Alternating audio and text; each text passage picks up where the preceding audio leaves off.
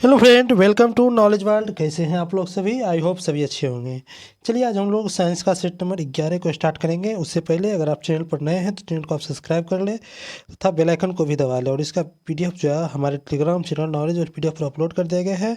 और Telegram channel का link आपको इस वीडियो के डिस्क्रिप्शन में दे दिया गया है। जो भी पिछला वीडियो नहीं देखे हैं तो वो चैनल की प्ले लिस्ट में जा करके पिछला वीडियो को देख लें।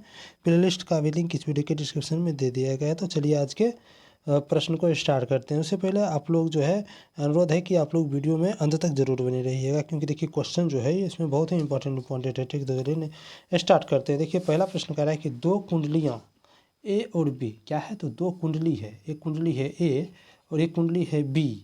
इस प्रकार है कि ए एक कुंजी के माध्यम से एक बैटरी से संयोजित है। इनकी कुंडली ए जो है एक बैटरी से संयोजित है और बी गैल्वेनोमीटर से संयोजित है।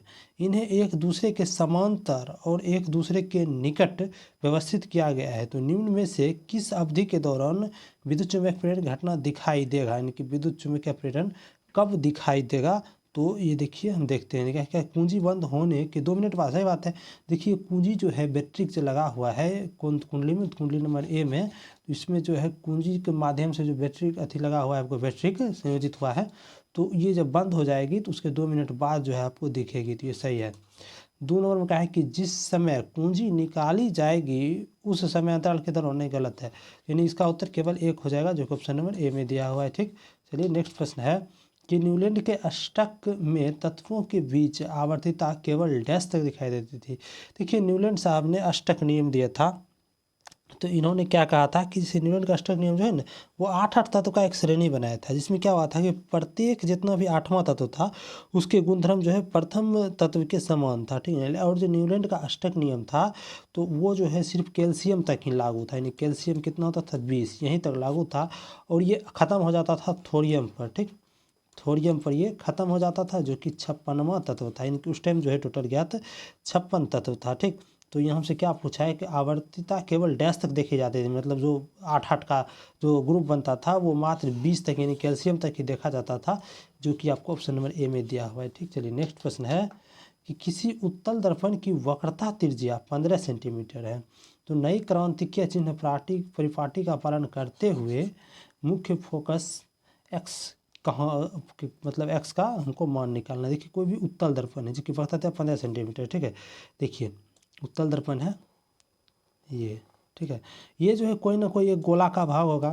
जैसे देखिए ये एक गोला है, ये इसी का भाग होगा। तो ये इसका जो त्रिज्या होगा गोला का, वही उसका वक्रता त्रिज्या आर कहलाता है। ठीक है, वो क्या कहलाता है तो आर कहलाता है, वक्रता त्रिज्या आर कहलाता है। और ये देखिए कौन सा दर्पण है तो ये है आपको उत्तल दर्पण। और उत्तल दर्पण में क्या होता है कि फोकस जो है ना आपको पॉजिटिव होता है, यानी कि इसमें जो है एफ का मान आपको पॉजिटिव होगा।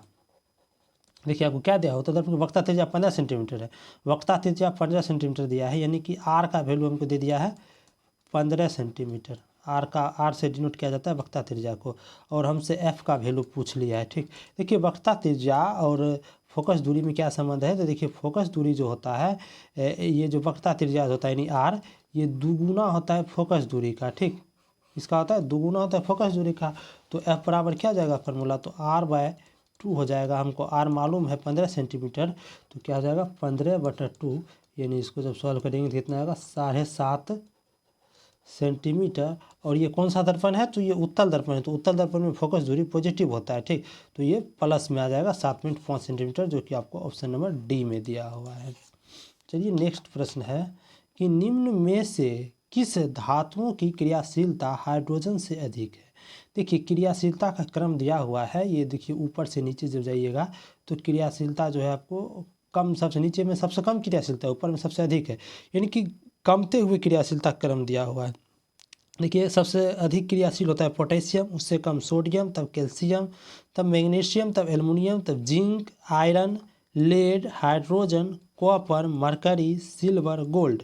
यहाँ देखिए आपको क्वेश्चन में कहा है कि किस धातु की अभिक्रियाशीलता हाइड्रोजन से अधिक है, यानी कि देखिए हाइड्रोजन है, अगर हाइड्रोजन से जब हम नीचे जाएंगे तो अभिक्रियाशीलता जो है आपको कम होगा, और जब हम हाइड्रोजन से ऊपर जाएंगे तो इससे क्या हाइड्रोजन से अधिक होगा अभिक्रियाशील इसका। ठीक ना, क्या होगा अधिक होगा।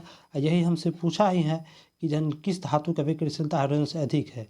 यहाँ देखिए आपको क्या क्या दिया हुआ है, Mg जो है देखिए मैग्नीशियम ऊपर में है, मैग्नीशियम है तो ये होगा। उसके बाद देखिए जिंक देखिए कहाँ दिया हुआ है आपको, जिंक देखिए ऊपर में ही है तो जिंक भी होगा। तो देखिए Hg कहाँ दिया हुआ है, यानी कि Hg पारा, देखिए Hg आपको देखिए कहाँ है, मरकरी, Hg, हाँ Hg देखिए मरकरी, ये हाइड्रोजन से नीचे है तो ये नहीं होगा, यानी कि Hg गया। अब देखिए Ag कहाँ है, तो Ag तो होता है आपको सिल्वर, तो ये तो और नहीं होगा, तो Ag भी नहीं होगा। देखिए एसेंटीन है, देखिए एसेंटीन देखिए हाइड्रोजन से ऊपर है या नीचे, यहाँ हम देख लेते हैं। देखिए आपको एसेंटीन, लेड हाइड्रोजन ऊपर, लेड, आयरन, जिंक, एल्युमिनियम, तो टीन तो नीचे ही होगा। कॉपर, मरकरी, सिल्वर, गोल्ड, यानी टीन जो है नहीं दिया हुआ है, ठीक है, तो टीन भी नहीं होगा। अब देखिए पीवी सीसा, पीवी देखिए Hg मरकरी हो ही गया। अब पीवी देखिए हाइड्रोजन से ऊपर है लेड, ठीक है, पीवी ये हो जाएगा। और उसके बाद देखिए पीवी के बाद एयू नहीं होगा, एफी देखिए हाइड्रोजन से नीचे है, नहीं हाइड्रोजन से ऊपर है एफी, तो एफी हो जाएगा। और देखिए Na सोडियम तो ऊपर में है, यानी क्या क्या हो जाएगा, तो Mg जिंक, उसके बाद पारा नहीं होगा। उसके बाद देखिए आपको पीवी हो जाएगा, एफी और Na देखिए किस ऑप्शन में दिया हुआ है, ये आपको ऑप्शन नंबर सी में देखिए मैग्नीशियम, जिंक, टीन, सीसा, एफी और Na, तो ये सारा दिया हुआ है, तो इसे आप मिला लीजिए तो इसका उत्तर ऑप्शन नंबर सी हो जाएगा। देखिए ये अभिक्रियाशीलता श्रेणी जो है आपको हर हाल में याद रहना चाहिए। चलिए नेक्स्ट प्रश्न है कि रात के समय प्रकाश संश्लेषण के बिना डैश उत्सर्जन एक मुख्य विनिमय गति है, यानी कि प्रकाश संश्लेषण के बिना ही जो है आपको उत्सर्जन होता है किसका, पौधे में, तो ये कार्बन डाइऑक्साइड का होता है उत्सर्जन की रात के समय में, तो ये पौधा भी जो है कार्बन डाइऑक्साइड का ही उत्सर्जन करता है, तो इसका उत्तर ऑप्शन नंबर बी हो जाएगा। ठीक, चलिए नेक्स्ट प्रश्न है कि 200 वाट का एक बल्ब 220 वोल्ट के स्रोत से जुड़ा हुआ है, तो बल्ब में प्रवाहित होने वाली धारा हमको निकालना है। देखिए क्या दिया हुआ है हमको, एक 200 वाट का बल्ब है और ये 220 वोल्ट के तकनीकी वाट यानी पावर हमको दे शक्ति P बराबर इसका 200 वाट दिया हुआ है, और वोल्ट दिया हुआ है, इनकी विभवांतर यानी कि 220 वोल्ट के बैटरी से ये जुड़ा हुआ है, और हमसे होने वाली धारा अनंत की देखिए P बराबर फार्मूला होता है आपको VI। यहाँ से देखिए हमको V भी मालूम है और P भी मालूम है, हमको I निकालना है। देखिए I बराबर हम लिख सकते हैं P/V। देखिए P हमको कितना है, तो 200 वाट है, और V हमको कितना है, तो 220 वाट है। ये देखिए कट जाएगा, तो 2 से देखिए आपको 10 और 2 से 11 है, देखिए 11 है, तो 11 नंबर 99 लगभग 0.9 के आसपास आएगा। तो इनकी देखिए ए नंबर में ही एकमात्र दिया हुआ है वैसा ऑप्शन, तो 0.91 एम्पियर, ये आपको ऑप्शन नंबर ए इसका उत्तर हो जाएगा। ठीक, चलिए नेक्स्ट प्रश्न है कि डैश का उपयोग कंपोजिट के लिए किया जाता है, कंपोजिट के लिए, देखिए रसोई अपशिष्ट का उपयोग करेंगे हम कंपोजिट के लिए। सही बात है, रसोई का अपशिष्ट जो होता है चितकाउत का, इसका हम कंपोजिट में इसका खाद बन सकता है, जैविक खाद, तो ये सही है। ई कचरा का नहीं कर सकते हैं, चिकित्सा अपशिष्ट देखिए प्लास्टिक रहता है इसमें, औद्योगिक अपशिष्ट का भी नहीं कर सकते हैं, तो सिर्फ कंपोजिट का रूप में आप रसोई अपशिष्ट का ही कर सकते हैं प्रयोग। इसलिए नेक्स्ट प्रश्न है कि किस हार्मोन की कमी के कारण मधुमेह रोग होता है। ठीक, देखिए ये क्या है आपको पीला वाला, तो ये आपको पेनक्रियाज है। ठीक, पेनक्रियाज के जो है आपको बीटा सेल इससे जो है आपको क्या निकलता है, तो इंसुलिन हार्मोन निकलता है, इंसुलिन हार्मोन निकलता है जो कि आपको शर्करा का पाचन करता है। और ये इंसुलिन हार्मोन जो है ये आपको शर्करा का पाचन करता है, और ये शर्करा यानी कि ग्लूकोज, ये ग्लूकोज को क्या कर देता है, तो ग्लाइकोजेन में बदल देता है। ठीक नहीं, ये ग्लूकोज को ग्लाइकोजेन में बदल देता है, और जो कि मधुमेह रोग का नहीं होता है, यानी कि बढ़िया से पच जाता है तो मधुमेह रोग नहीं होता है। क्या तो किस कमी कारण, तो ये जब कमी हो जाता है तो उसको आदमी को मधुमेह रोग हो जाता है, तो इसका उत्तर ऑप्शन नंबर सी हो जाएगा, इंसुलिन। नेक्स्ट प्रश्न है कि किस निम्न कथनों पर विचार करते हुए सही उत्तर का चयन कीजिए। पहला कथन का है कि धोवन सोडा का रासायनिक सूत्र Na2CO3 होता है। देखिए धोवन सोडा जो है इसका रासायनिक सूत्र Na2CO3 × 10H2O, सही बात है। दो नंबर का है कि इसका उपयोग जल की अस्थायी कठोरता दूर करने में किया जाता है, सही बात है कि धोवन सोडा जो है इसका यूज जो है आपको जल की अस्थायी कठोरता को भी दूर करने में किया जाता है, यानी कि दोनों कथन सही है। हमसे ये पूछा है तो इसका उत्तर ऑप्शन नंबर डी हो गया। चलिए नेक्स्ट प्रश्न है कि L लंबाई और A अनुप्रस्थ काट के क्षेत्रफल वाले एक तार का प्रतिरोध अगर हमको 0.2 ओम दे दिया है और समान पदार्थ से निर्मित है, किंतु 2L लंबाई और 4 ए अनुप्रस्थ काट के क्षेत्रफल के तार का प्रतिरोध क्या होगा। देखिए हमको क्या दिया हुआ है, एल लंबाई और ए अनुप्रस्थ काट का क्षेत्रफल है, इसका प्रतिरोध यानी कि आर हमको दे दिया है कितना, तो रो एल बाई ए होता है फार्मूला, इसी का वैल्यू हमको दे दिया है कितना, तो 0.2 ओम दे दिया है। ठीक, अब देखिए आगे क्या कहा है कि किंतु ये देखिए जो है आपको एल जो है, एल की जगह ये हो गया आपको 2L, और पुनः देखिए एक जगह क्या हो गया, तो 4A। तो अब इसके जगह पर हम आर निकालते हैं, तो आर बराबर पुनः फार्मूला लगेगा रो एल बाई ए, तो एल की जगह हो जाएगा 2L, एल की जगह क्या हो जाएगा, तो 2L हो जाएगा, तो 2L बटा एक जगह हो जाएगा आपको 4A, तो 4A देखिए 2 से 2 कट जाएगा, यानी कि 1/2 कितना जाएगा, 1/2 रो एल बाय ए हो जाएगा। ठीक, देखिए रो एल बाय ए जो है इसको हम आर लिख सकते हैं, यही आर का वैल्यू हमको 0.2 ओम है, यानी इसका वैल्यू क्या हो जाएगा, नया आर का कितना हो जाएगा, नया आर तो कितना हो जाएगा, ये हो जाएगा आपको 1/2 इंटू 0.2 ओम हो जाएगा। ठीक, अब देख 0.2 ओम हमको दिया हुआ ही, तो 10 से कट जाएगा, 2 से 2 वेर में कटेगा, यानी कि 1/10 आया, जो कि 0.1 के बराबर होता है, तो 0.1 ओम आ जाएगा नया का, तो इसका उत्तर ऑप्शन नंबर डी हो जाएगा। चलिए नेक्स्ट प्रश्न है कि शुतुरमुर्ग के अंडे का माप क्या होता है।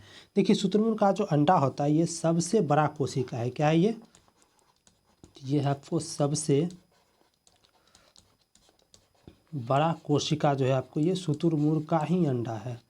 सबसे बड़ा कोशिका कौन है, तो यही है शुतुरमुर्ग का अंडा। ठीक, शुतुरमुर्ग का अंडा जो है सबसे बड़ा कोशिका है, और सबसे छोटा कोशिका पूछेगा तो सबसे छोटा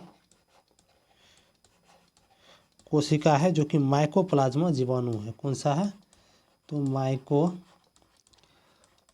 जीवाणु। और सबसे लंबा कोशिका पूछेगा, लंबा सेल, सबसे लंबा सेल तो तंत्रिका हो जाएगा, यानी कि न्यूरॉन। ठीक, तंत्रिका हो जाएगा। और यहाँ देखिए हमको क्या पूछा है, शुतुरमुर्ग के अंडे का माप। देखिए अंडे जो सबसे बड़ा है इसका माप जो है आपको शुतुरमुर्ग का अंडा का ये होता है आपको 170 mm बाय 130 mm का होता है। ठीक, इसका उत्तर ऑप्शन नंबर ए हो गया। नेक्स्ट देखिए नेक्स्ट प्रश्न है,